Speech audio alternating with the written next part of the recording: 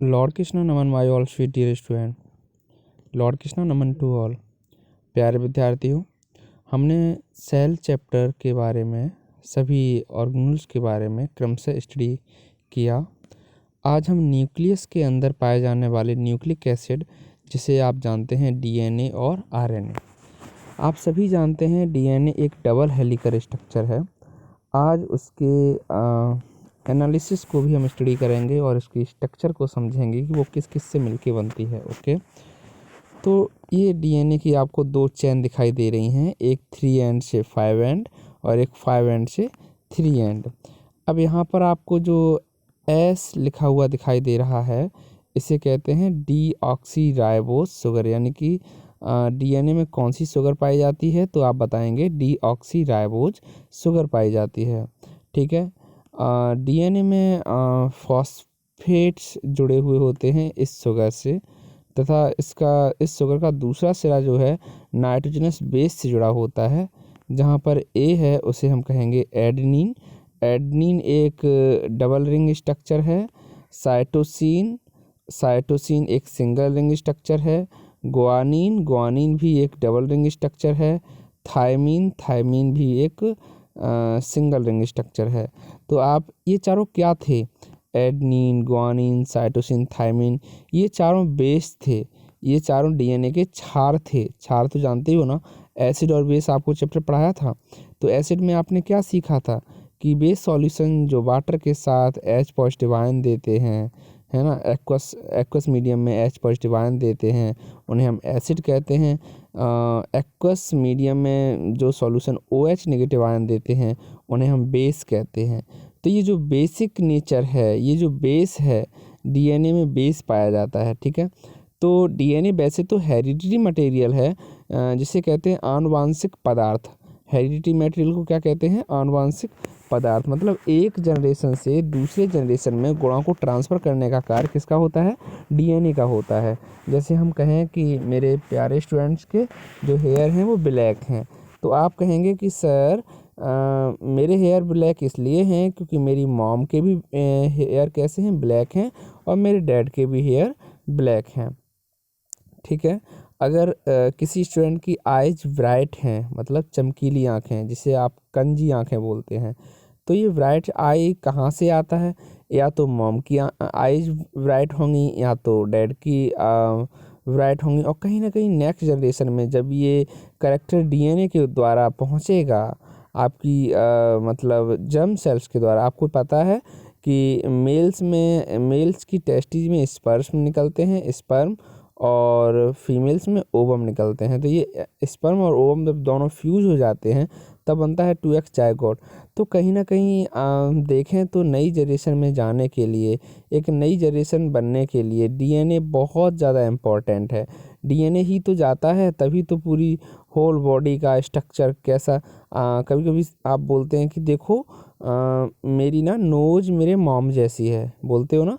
क्यों बोलते हो? क्योंकि कहीं ना कहीं डीएनए जो है वो आपके पेरेंट्स का ही तो है ना। प्यारे विद्यार्थियों, डीएनए एक डबल हेलिकल स्ट्रक्चर है। इसका double helical structure Watson and Crick's ने दिया था। वॉटसन एंड क्रिक्स ने दिया था। Which model can be called as genetic material, है ना, कौन सा मॉडल जो है इसका जेनेटिक मटेरियल कहा जाता है? It must have 4 crucial character. इसके 4 कैरेक्टर होते हैं।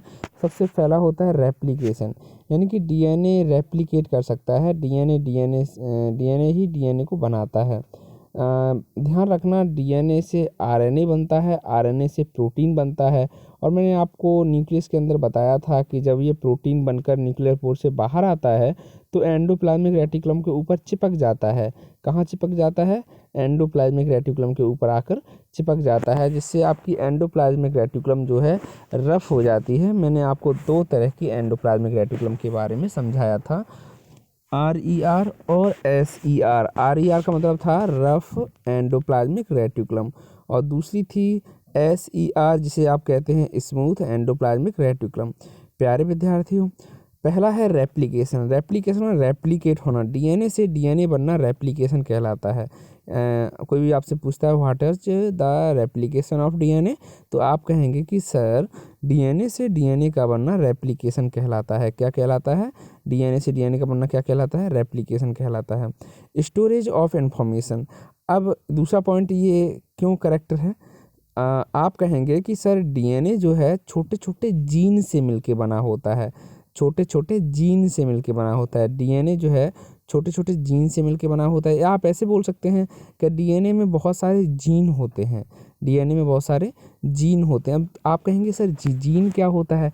तो इसकी डेफिनेशन है the small segment of DNA, the small segment of DNA, the small segment of DNA, यानी कि डीएनए के छोटे से टुकड़े को हम क्या कहते हैं? जीन कहते हैं। क्या कहते हैं? जीन कहते हैं। और ये जीन जो होते हैं इंफॉर्मेशन को स्टोर करते हैं। जैसे आपके बाल ना काले हैं, तो आपके डीएनए में कोई एक जीन इस इंफॉर्मेशन को स्टोर रखता होगा। जब आपका वो डीएनए नेक्स्ट जनरेशन में जाएगा तो वही प्रभावी होकर आपके संतान के भी बाल काले कर देगा। आप दिखने में गोरे हैं या काले हैं, यह भी एक जीन पर ही कोडित होता है। जीन ही हमेशा कोड करके बताती है कि आने वाली जो आपकी जनरेशन है वो काली होनी चाहिए या गोरी होनी चाहिए। आपकी हाइट, आपका बॉडी वेट ज़्यादातर जीन पर ही डिपेंड करता है, इसीलिए हम कहते हैं स्टोरेज ऑफ इंफॉर्मेशन। ठीक है। तीसरा है एक्सप्रेशन ऑफ इंफॉर्मेशन। भाई जब जीन जो है जब नई जनरेशन में जाएगा तो एक्सप्रेस कर देगा, दिखा देगा। जैसे मैं कहूँ कि एक मॉम डैड जो कि बहुत लंबे हैं, और मैंने आपसे पूछा कि बेटा बताओ इनकी नेक्स्ट जनरेशन में, इनके जो जनरेशन आने वाली है, इनके जो नए बेबी होंगे वो कैसे होंगे? तो आप कहेंगे सर बिल्कुल लंबे होंगे। क्यों होंगे? क्योंकि मॉम डैड जब लंबे हैं तो उनकी जीन का एक्सप्रेशन होगा यहाँ पे। जिस तरह के मॉम डैड होते हैं उसी तरह की आगे जनरेशन देखने को मिलती है। वेरिएशन ऑफ म्यूटेशन, वेरिएशन मानी होता है विभिन्नताएं, और म्यूटेशन माने होता है उत्परिवर्तन। म्यूटेशन माने, अब म्यूटेशन की डेफिनेशन है the change of DNA is called mutation. By chance DNA change हो जाए, कोई मतलब डीएनए में बदलाव देखने को मिल जाए तो हम उसे म्यूटेशन कहेंगे। लेकिन वेरिएशन का मतलब होता है कि बहुत सारे मतलब हम आपसे कह सकते हैं कि ह्यूमंस में बहुत सारे वेरिएशन हैं। कोई जैसे हम बात करें कि साउथ इंडियन काले हैं और नॉर्थ के हमारे जो विद्यार्थी हैं वो सब गोरे हैं, तो ये कहीं ना कहीं वेरिएशन है। क्या है? वेरिएशन। ठीक है। Okay student. Protein as genetic material, आपको पता है मैंने पहले ही आपको बताया था कि डीएनए से आरएनए बनता है, जिस प्रोसेस को हम कहते हैं ट्रांसक्रिप्शन। क्या कहते हैं? ट्रांसक्रिप्शन। डीएनए से आरएनए बनने का प्रोसेस होता है ट्रांसक्रिप्शन। आरएनए से प्रोटीन बनता है जिसे कहते हैं ट्रांसलेशन। क्या कहते हैं? ट्रांसलेशन। और डीएनए से डीएनए बनने को हम कहते हैं रेप्लिकेशन। क्या कहते हैं? रेप्लिकेशन। प्यारे विद्यार्थियों, तो यहाँ हम बोल सकते हैं कि जो डीएनए से आरएनए बना, आरएनए से प्रोटीन बना, तो कहीं ना कहीं प्रोटीन जो है एज जेनेटिक मटेरियल है। बिल्कुल सही बात है, प्रोटीन ही है जो जेनेटिक मटेरियल है। Early 19th century both protein and nucleic acid were major candidate for the role of genetic material until 1944 observation favoured protein as genetic material for two major reason. यहाँ पे दो reason है जो ये बताएंगे कि protein जो है जेनेटिक मटेरियल है। Protein are diverse and abundant the cell, यानी कि प्रोटीन बहुत ज़्यादा डाइवर्स है और सेल के लिए एबडेंट है, ज़रूरी है। सेल के लिए प्रोटीन ज़रूरी है। सेल में जितना भी सेल सिग्नलिंग होगा, सेल सिग्नलिंग का मतलब होता है कि सेल सिग्नल गेट करके ही रिस्पॉन्स करती है, तो वो सारा का सारा कौन करेगा? प्रोटीन करेगा। मेरे प्यारे विद्यार्थियों, वह केवल कौन करेगा? प्रोटीन करेगा। Much more known about the chemistry of protein than nucleic acid.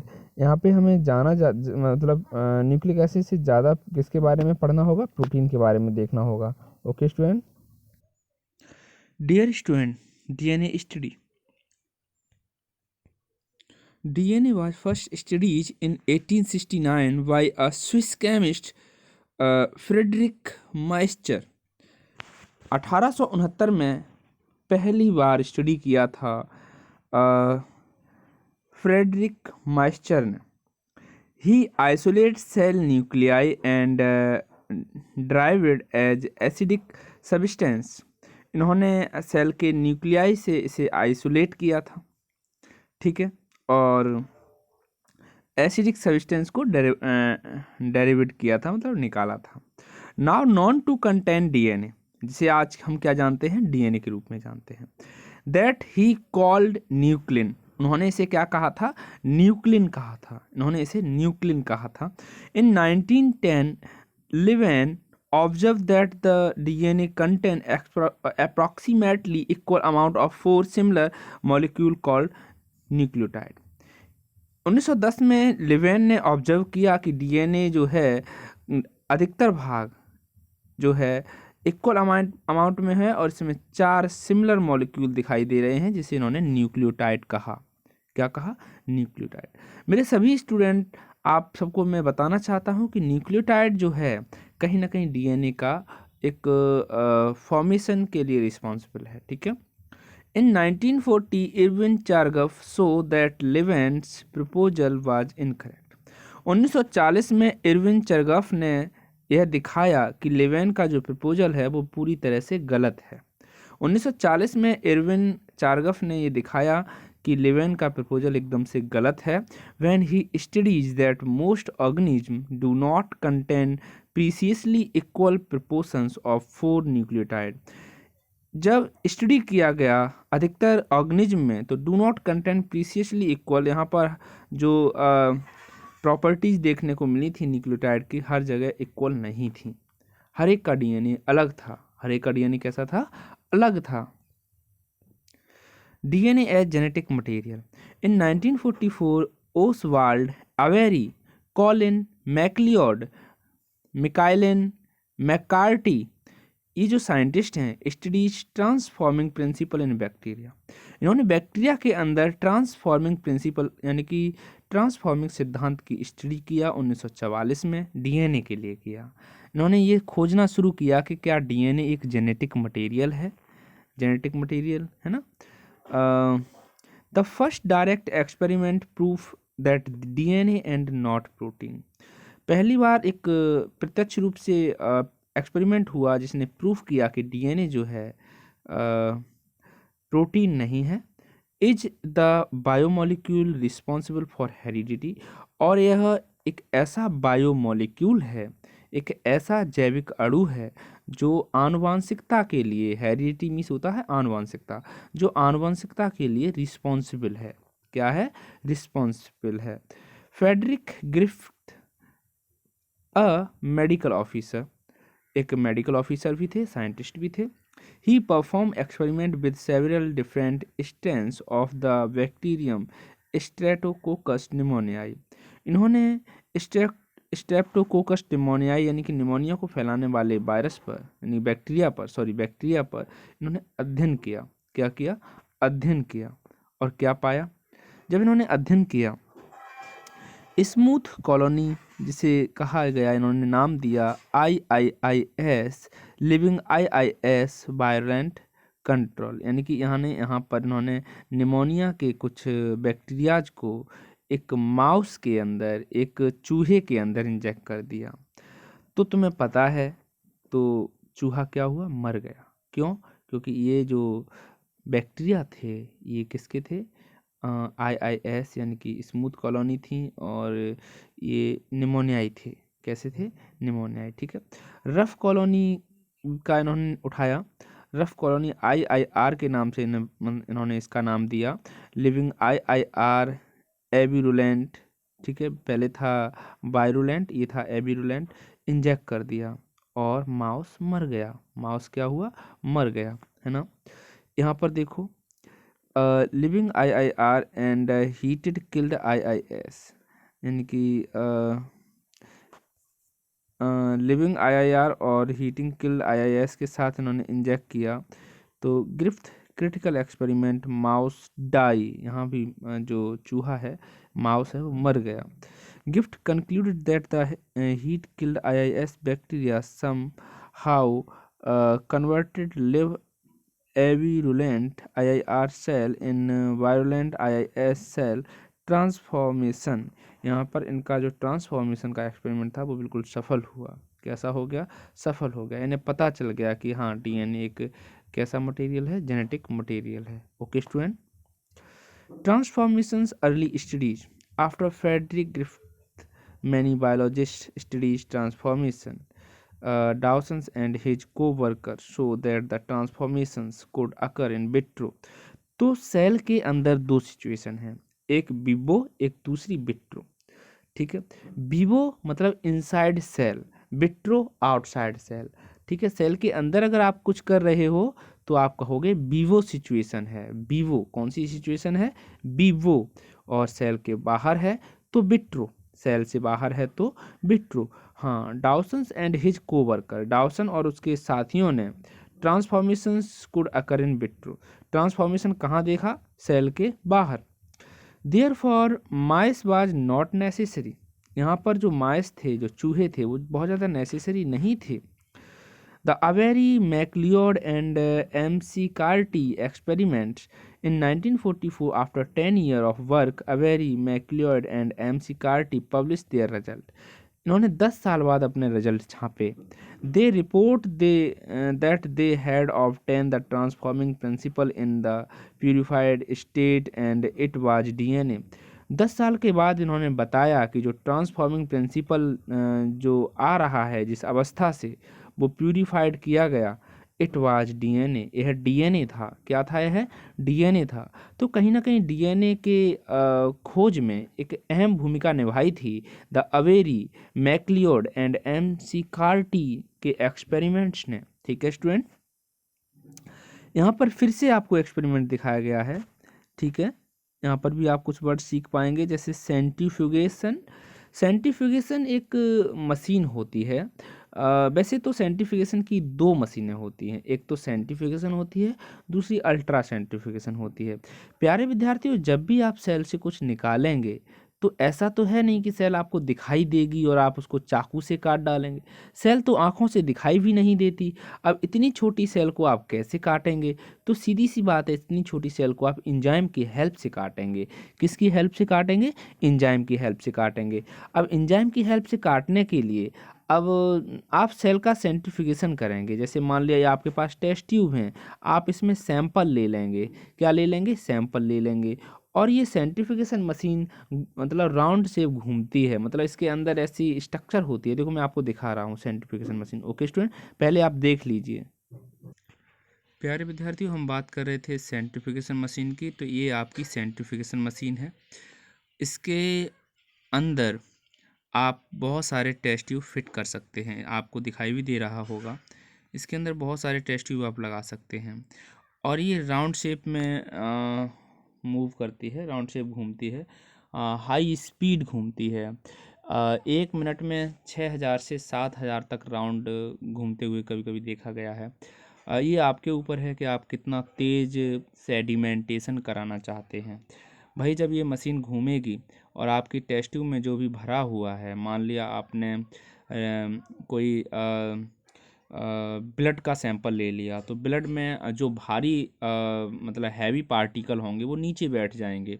और आपको पता है कि हमारी सेल में सबसे बड़े स्ट्रक्चर किसके होते हैं? आपकी सेल वॉल है, सेल मेम्ब्रेन है, माइटोकॉन्ड्रिया है, एंडोप्लाज्मिक रेटिकुलम है। ये बड़े और भारी ऑर्गन होते हैं। तो ये तली में बैठ जाएंगे। कहाँ बैठ जाएंगे? तली में। और जैसे ही ये तली में बैठेंगे, इनको हम पैलेट के नाम से जानेंगे। क्या कहेंगे? इन्हें पैलेट कहेंगे। इस टेस्ट ट्यूब की जो तली में बैठ जाएगा उसे हम पैलेट कहेंगे, तथा इसके ऊपर जो तैरता रहेगा उसे हम सस्पेंशन कहेंगे। क्या कहेंगे? सस्पेंशन कहेंगे। प्यारे विद्यार्थियों, मैं आपको बताना चाहता हूं कि आपकी सेल में सबसे छोटे ऑर्गन में राइबोसोम आता है। यदि आप राइबोसोम को अलग करना चाहते हैं, सेपरेट करना चाहते हैं सेल से, तो सबसे पहले आपको राइबोसोम के लिए इस मशीन से आप नहीं कर सकते। उसके लिए आपको अल्ट्रा सेंट्रीफ्यूगेशन मशीन की ज़रूरत पड़ेगी। आप यूट्यूब पर ही देख सकते हैं कैसे वर्क करती हैं। ठीक है, आप सेंट्रीफ्यूगेशन मशीन और अल्ट्रा सेंट्रीफ्यूगेशन मशीन सेल के मतलब सेपरेशन के लिए ये हैं और इनको आप यूट्यूब पर देख सकते हैं। ठीक है, तो मोस्टली यहाँ पर सेल में जो सेडिमेंटेशन प्रोसेस है उसके द्वारा हम सेपरेट करते हैं सेल के ऑर्गन्स को। कोई ऐसा तरीका नहीं है कि आप सेल को काट के और डायरेक्ट ही निकाल लें। ठीक है, तो ये जो मशीनें हैं इनके बारे में आप अच्छे से समझ लीजिए। यहाँ पर और भी एक दो मशीनें दी गई हैं, जैसे मॉडल अलग अलग होंगे, जैसे ये मॉडल है इसमें इस तरह का है, ठीक है। एक मॉडल और मैंने देखा है, ये वाला काफ़ी प्रचलित है, तो इसमें ये ऑलरेडी कुछ टेस्ट ट्यूब सेलेक्ट कर दी गई हैं और ये बहुत हाई स्पीड घूमती हैं। तो इसकी जो मतलब इसमें जो हैवी पार्टिकल हैं वो जल्दी से नीचे बैठ जाएंगे, ठीक है student. Thank you. Understanding DNA structure. हम डीएनए के स्ट्रक्चर के बारे में बात करेंगे। DNA is a nucleic acid. Nucleic acid होता है, दो तरह के होते हैं, डीएनए और आरएनए। अभी हम आरएनए के बारे में भी विस्तार से पढ़ेंगे, ठीक है। तो DNA is a nucleic acid. Building block of nucleic acid are nucleotides, ठीक है। न्यूक्लियोटाइड क्या है? Nitrogenous base, pentose sugar, phosphate group. ये न्यूक्लियोटाइड किससे मिलके बना होता है? नाइट्रोजनस बेस से मिलके बना होता है, पेंटोज शुगर से मिलके बना होता है, फॉस्फेट ग्रुप से मिलके बना होता है ना स्टूडेंट। अब हम यहाँ पर अंडरस्टैंडिंग न्यूक्लियोटाइड स्ट्रक्चर, ये स्ट्रक्चर बनता कैसे है उसके बारे में बात करेंगे। तो न्यूक्लियोटाइड नाइट्रोजनस बेस, क्या क्या बताया था? नाइट्रोजनस बेस बताया था आपको, ठीक है। फिर पेंटोज शुगर बताई थी और फॉस्फेट ग्रुप बताए थे। ये तीनों के मिलने से हम इन्हें अलग अलग समझेंगे। अब नाइट्रोजनस बेस जो है यहाँ पर डीएनए के दो तरह के होते हैं, प्यूरीन और पायरिमिडीन। प्यूरीन और पायरिमिडीन। प्यूरीन भी दो तरह का होता है, एडनिन ग्वानिन। पायरिमिडीन भी यहाँ पर तीन तरह का होता है, साइटोसिन, थायमिन और यूरेसिल। ये नाइट्रोजनस बेस होते हैं जो कहीं ना कहीं डीएनए के स्ट्रक्चर को बनाने का कार्य करते हैं। ये जो नाइट्रोजनस बेस हैं उनके स्ट्रक्चर्स इस तरह से होंगे। प्यारे विद्यार्थियों, ये आपके सिलेबस में नहीं है, केवल आप एक ओवरव्यू ले लीजिए। आप ये समझ लीजिए कि आगे चल के आपको क्या क्या देखना है। मैं आपको यहाँ तैयार नहीं करा रहा, मैं केवल एक मार्गदर्शन कर रहा हूँ, आपको दिखाना चाह रहा हूँ कि हमारे प्यारे विद्यार्थियों को कितना अच्छा पढ़ना है। बस आप देखिए इसको, ठीक है। तो यहाँ पर जो ये आपकी ये स्ट्रक्चर दिखाई दे रही हैं, केमिस्ट्री में अब आप इस तरह की स्ट्रक्चर भी पढ़ेंगे। ये केमिस्ट्री की स्ट्रक्चर्स हैं, ठीक है। ओके स्टूडेंट, वैसे तो ये नाइट्रोजनस बेस के स्ट्रक्चर हैं। नाइट्रोजनस बेस में एडनिन, ग्वानिन, साइटोसिन, थायमिन और यूरेसिल, ये नाइट्रोजनस बेस होते हैं जो पाए जाते हैं, ठीक है। अंडरस्टैंडिंग न्यूक्लियोटाइड स्ट्रक्चर कैसे है? तो न्यूक्लियोसाइड, अगर फॉस्फेट ग्रुप जो है हट जाता है तो उसे हम क्या कहते हैं? न्यूक्लियोसाइड कहते हैं। If a molecule of compose of a purine और pyrimidine base and ribose and deoxy sugar, the chemical unit is called nucleoside. इसे न्यूक्लियोसाइड कहेंगे। इसमें क्या क्या होगा? बेस और शुगर होगा, फॉस्फेट नहीं होगा। बेस और शुगर होगा, फॉस्फेट नहीं होगा। और वहीं न्यूक्लियोटाइड में क्या होगा? बेस भी होगा, शुगर भी होगा और फॉस्फेट भी होगा, तीनों होंगे। If a phosphate group is added the nucleoside, nucleoside में अगर फॉस्फेट ग्रुप जुड़ जाता है, the molecule is now called the nucleotide. तो इसे हम क्या कहते हैं? न्यूक्लियोटाइड कहते हैं। प्यारे विद्यार्थियों, name the nucleoside and nucleotide of RNA and DNA. तो राइबो न्यूक्लियोटाइड दोनों में देख लीजिए। अगर जैसे देखो, राइबो न्यूक्लियोसाइड में बात करें, एडनिन, साइटोसिन, ग्वानिन, यूरिडीन, ये पाए जाते हैं। और वहीं राइबो न्यूक्लियोटाइड में क्या होगा? As adenylic acid, cytidylic acid, guanylic acid, uridylic acid, है ना। डीऑक्सी राइबोज न्यूक्लियोसाइड में deoxyadenosine, deoxycytidine, deoxyguanosine, deoxythymidine, ये सब आप पढ़ेंगे, है ना। Deoxyadenylic, deoxycytidinic, deoxyguaninylic, deoxythymidic, ये सब आप मेरे प्यारे प्यारे विद्यार्थी पढ़ेंगे। अब हम बात करेंगे यहाँ पर टाइप ऑफ न्यूक्लियोसाइड के बारे में। Nucleotide are also defined by the term nucleoside non phosphate. NDP का फुल फॉर्म हो गया न्यूक्लियोसाइड डाइफॉस्फेट। एनटीपी का मतलब हो गया न्यूक्लियोसाइड ट्राइफॉस्फेट। जैसे आपने एटीपी पढ़ा था, एडिनोसिन ट्राइफॉस्फेट, है ना, वैसे यहाँ पर हो जाएगा ग्वानोसिन ट्राइफॉस्फेट, है ना। तो ये आप देखने को मिलेगा, आप सीखेंगे प्यारे प्यारे विद्यार्थियों, ठीक है। Polynucleotide, the two mononucleotide are linked with a phosphate group to sugar by the help of phosphodiester bond. Short chain consisting of approximately 30 nucleotide linked together are called oligonucleotide. ठीक है। Chain consist of large number of nucleotide are called polynucleotide. बस यहाँ पे जो आपको अच्छी अच्छी points हैं वो देख लेना है। अगर समझ में आ जाए तो अच्छी बात है, नहीं आ जाए तो कोई ज़रूरी नहीं है, क्योंकि ये आपके सिलेबस का भी नहीं है। ठीक है, मैं तो केवल आपको एक डायरेक्शन देना चाह रहा हूँ। ठीक है स्टूडेंट, तो chains consisting of large number of nucleotide are called polynucleotide. Okay student, structures of DNA, हाँ इसे समझ लीजिए। From 1940 to 1953, many scientists were interested in solving the structure of DNA. 1940 से 1953 तक बहुत सारे साइंटिस्ट जो थे वो इंटरेस्ट थे डीएनए की स्ट्रक्चर को समझने के लिए। भाई 1940 से 1953 तक डीएनए के स्ट्रक्चर को हर कोई समझना चाह रहा था। अच्छा आप सोचिए, अगर हम डीएनए के स्ट्रक्चर को ना समझे होते तो हम कोरोना की वैक्सीन कैसे तैयार करते। हम आपको अक्सर स्मॉल साइंटिस्ट बोलते हैं, तो क्या आपको नहीं लगता कि आपको भी साइंटिफिक तरीके से पढ़ना चाहिए, हर एक पॉइंट्स के डीप नॉलेज लेनी चाहिए, एक एक पॉइंट्स यानी साइंस से स्पेशली। मुझे नहीं पता सारे सब्जेक्ट के बारे में, मेरा सब्जेक्ट साइंस जो आप पढ़ रहे हैं उसका हर एक वर्ड का आपको मीनिंग आना चाहिए अच्छे से। ठीक है, तो वो कब आएगा, जब आप उसको गूगल करेंगे, उसके लिए यूट्यूब वीडियोज़ देखेंगे, आपको आएगा समझ में। ठीक है, प्लीज़ मैं रिक्वेस्ट कर रहा हूँ मेरे सभी 8th क्लास के स्टूडेंट से कि प्लीज़ वो सभी एक एक वर्ड को गूगल करें, अच्छे से पढ़ें, क्योंकि क्वेश्चन आंसर तो आप 2 सेकंड में याद कर लेते हैं। आप बहुत अच्छे स्टूडेंट हैं। ठीक है, स्ट्रक्चर्स ऑफ डीएनए की बात कर रहे थे हम। From 1940 1953 many scientist were interesting in solving the structure of DNA. यहाँ पर स्ट्रक्चर ऑफ डीएनए की बात मतलब सॉल्व करना चाह रहे थे इसे। इन 1953 जेम्स वाटसन क्रिक, इनका मॉडल बहुत अच्छा था प्यारे विद्यार्थियों। James Watson and Francis Crick propose that the structure of DNA is a form of double helical. इन्होंने डबल हेलिकल स्ट्रक्चर दिया, द वाटसन क्रिक मॉडल। अब इसके बारे में हम समझेंगे, बहुत अच्छा मॉडल है, आपको अच्छा लगेगा। मेजर फीचर ऑफ मॉडल, क्या क्या मॉडल थे इनके फीचर्स के। 2 long polynucleotide chain are coiled around a central axis, यानी कि आपका जो डीएनए है एक किसी एक्सिस के चारों तरफ घूमता हुआ देखा जाएगा। Forming a right handed double helix, यानी कि यहाँ पर 2 हेलिक्स होंगी, डबल हेलिकल स्ट्रक्चर होगी, है ना।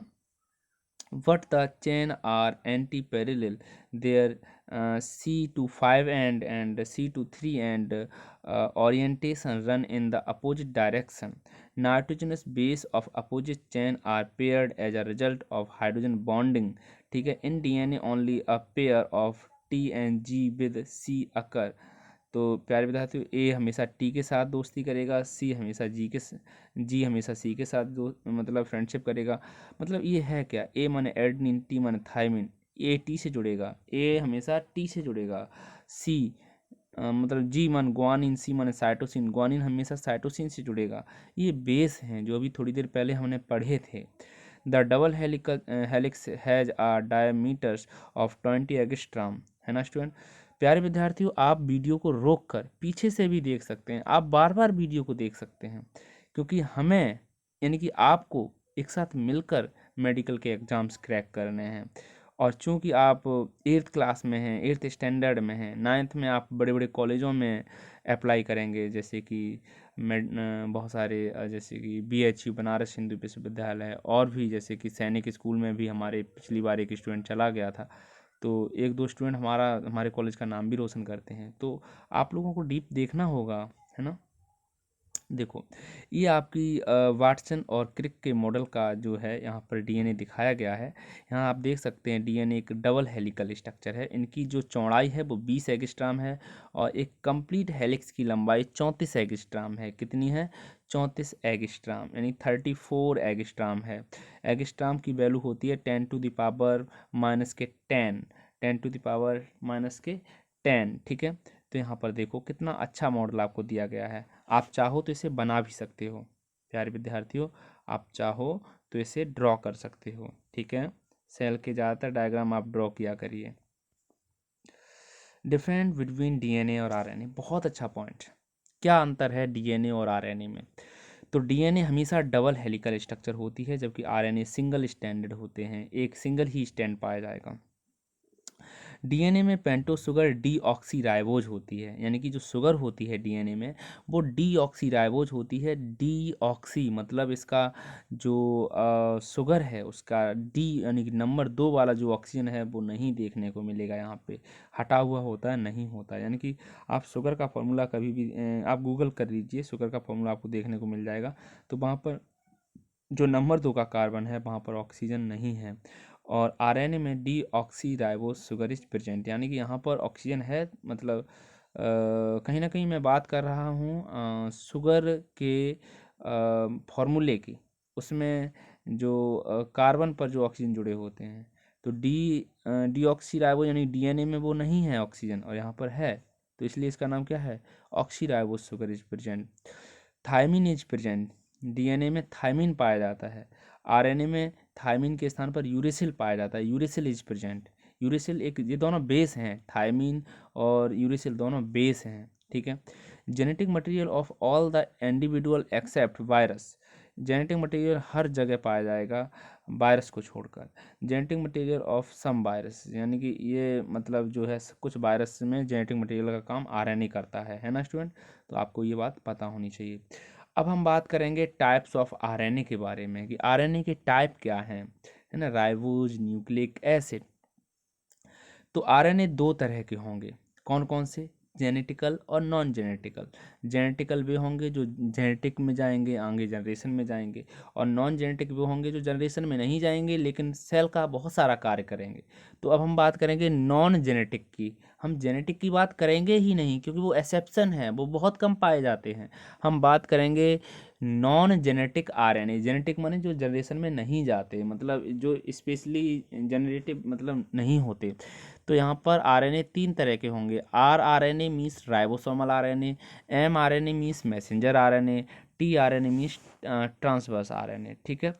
प्यारे विद्यार्थियों, RNA constitute about 80% of all RNA in the E coli cell. E coli एक बैक्टीरिया है जो बहुत आपके काम आने वाला है। इसका पूरा नाम है Escherichia coli, Escherichia coli. Important structures components of ribosome which function as the non-specific workbenches where protein are synthesized। तो ये आरएनए है, राइबोसोमल आरएनए है। आप जानते हैं राइबोसोम्स, यहाँ पर जो कंपोनेंट देखने को मिलेंगे वो राइबोसोम की तरह होंगे। राइबोसोम क्या होता है, the protein factory of cell. आपको शायद याद होगा, मेरी एक प्यारी सी स्टूडेंट ने हमसे पूछा था कि सर राइबोसोम 2 टाइप के होते हैं, 70S और 80S। तो उसका आंसर बहुत अच्छा था, उसने बिल्कुल सही बताया था। Ribosome are 2 type, mRNA messenger RNA जो सेल के अंदर मैसेज भेजने का कार्य करेगा, एक जगह से दूसरी जगह इन्फॉर्मेशन भेजने का कार्य करेगा। Carry genetic information from the DNA to the ribosome, जो डीएनए से राइबोसोम तक क्या करेगा, जेनेटिक इन्फॉर्मेशन को कैरी करेगा। About 5% of RNA is mRNA in E coli. E coli के अंदर 5% आरएनए जो है वो एमआरएनए था। कैसा आरएनए था, एमआरएनए था। हम हर जगह इकोलाई क्यों ले रहे हैं, क्योंकि इकोलाई एक ऐसा बैक्टीरिया है जो आसानी से हर जगह आपको मिल जाएगा, जिसका पूरा नाम है एस्चेरिचिया कोलाई, ठीक है।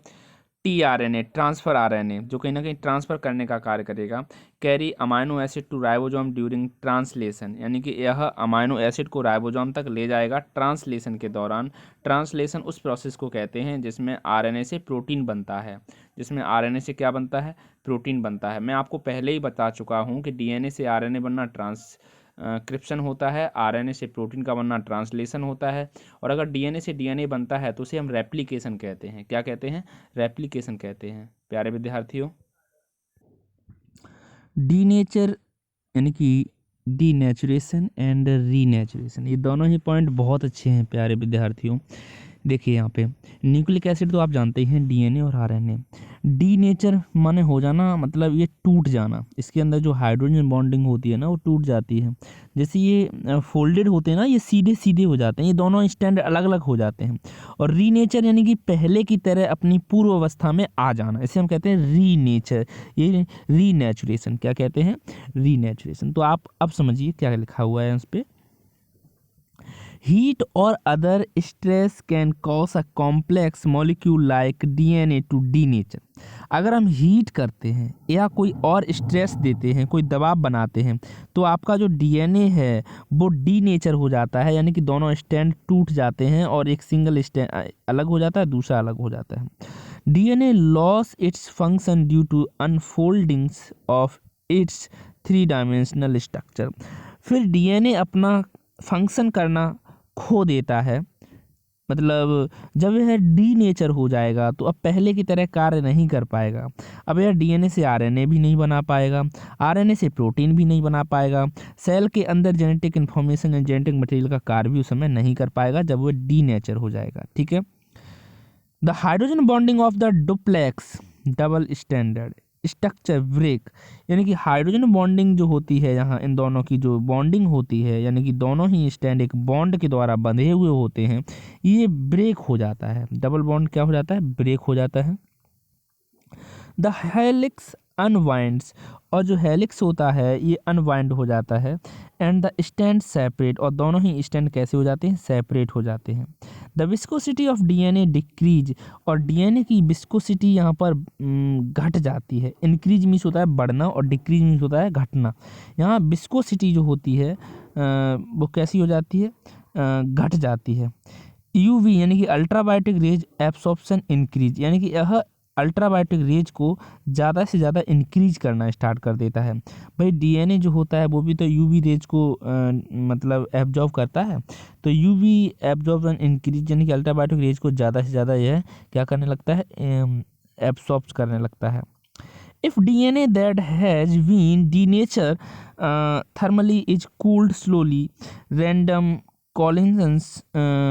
collisions between complementary strand will result in their reassociations। यदि हम डीएनए को डीनेचर कर दें थर्मली हीट करके, इज कूल्ड स्लोली और धीरे धीरे ठंडा करें, तो रैंडम कॉलिजन देखने को मिलेगा यहाँ पे बिटवीन कम्प्लीमेंट्री स्टैंड, इनके बीच में एक कम्प्लीमेंट्री स्टैंड बनने लगेगा। विल रिजल्ट इन देयर रीएसोसिएशन, जिससे कि इसका रीएसोसिएशन हो जाएगा या दोबारा बनना स्टार्ट हो जाएगा। एच बॉन्ड विल रिफॉर्म, यानी कि जब इसे हम रीनेचर करेंगे, ठंडा करेंगे, तो इसके बीच के जो टूटे हुए हाइड्रोजन बॉन्ड हैं वो दोबारा से फॉर्म हो जाएंगे, दोबारा से बनना स्टार्ट हो जाएंगे। ठीक है स्टूडेंट, प्यारे विद्यार्थियों, आप यहाँ पे देख सकते हैं डीएनए का यहाँ पर डीनेचर हुआ है, तो ये दोनों ही स्टैंड हीट करने पर कैसे हो गए हैं? अलग अलग हो गए हैं। अब ये जो अलग अलग स्टैंड हैं इनका हमने रीनेचर किया है, इन्हें हमने ठंडा कर दिया है, तो ठंडा करते ही दोनों स्टैंड एक बार दोबारा से बन गए हैं। तो आपने देखा कि डीनेचर और रीनेचर क्या है, किस तरह से आपको समझ में आया। Thank you very much.